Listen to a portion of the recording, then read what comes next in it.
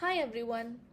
In this video series, we are going to do a deep dive into AI agent based prompting in TARS, which is the key to building powerful, predictable AI agents that actually work the way you want them to. So, where does prompting come into play? You will usually need to change the base prompts in your AI agent Gambits and Q&A Gambits when building workflows on TARS. Unlike ChatGPT, where you give generic prompts and talk directly to ChatGPT as a user, AI based prompting is about creating specialized agents with clear roles and boundaries. We do this by giving instructions to the AI gambits, so the AI within the gambit knows how to behave. So, prompting becomes crucial for any workflow that uses AI.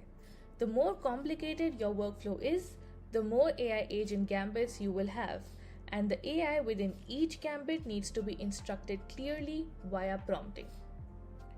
If you have used any of the templates from our AI agent library, then you would normally find the prompt already written for the AI agent gambits and the Q&A gambits.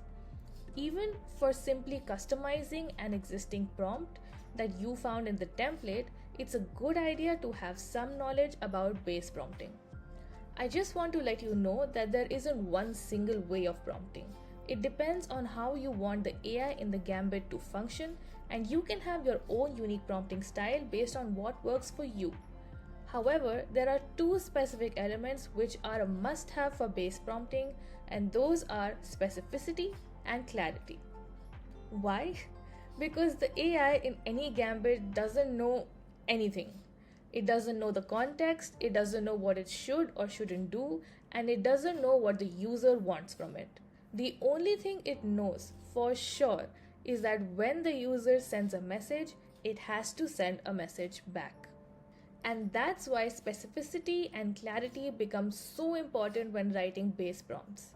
Because if there's even the smallest hint of vague instructions, you'll just increase the scope of the AI to break the user's experience.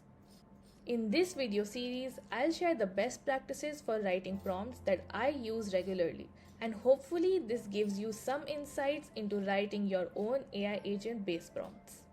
In the coming videos, we'll cover the 4 key components of base prompting, and I'll show you examples so you can see how much of a difference a single component or a single sentence in the prompt can make.